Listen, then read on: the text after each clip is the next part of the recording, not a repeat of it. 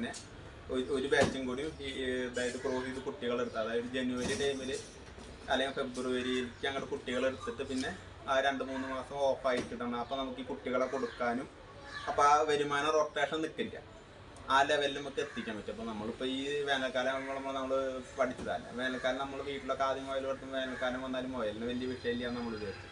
വേനൽക്കാലം ഒരു വിഷയമാണ്, തീറ്റ എടുക്കില്ല, വെയിറ്റ് കയറാൻ ബുദ്ധിമുട്ടാവും, പിന്നെ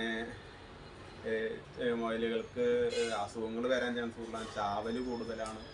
പിന്നെ മെയിനായിട്ട് ഇതൊരു വരുമാന മാർഗമായിട്ട് കാണുമ്പോൾ അത് ഹീറ്റ് കാണിക്കില്ല, അതായത് നമുക്ക് ക്രോസ് ചെയ്ത് കുട്ടികളെ കിട്ടില്ല. അപ്പം അത് ഒന്ന് ഇപ്പം ഈ മേഖലയ്ക്ക് വരുന്ന ആരായാലും അതൊന്ന് ശ്രദ്ധിക്കേണ്ടതാണ്. വേനൽക്കാലം ഒന്ന് പ്രത്യേകം ശ്രദ്ധിക്കണം. പിന്നെ പുല്ലിൻ്റെ കേസ് നമുക്ക് ആദ്യം വരുമ്പോൾ പുല്ലൊക്കെ എങ്ങനെയെങ്കിലുമൊക്കെ കിട്ടും എന്നുള്ള ലെവലിലാണ് ഞാൻ ചിന്തിച്ചത്. ഇപ്പോഴാണ് നമുക്ക് മനസ്സിലായത് പുല്ലൊരു വിഷയമാണ്. അപ്പോൾ വേനൽക്കാലം ആകുമ്പോൾ പുല്ലിനുള്ള ഒരു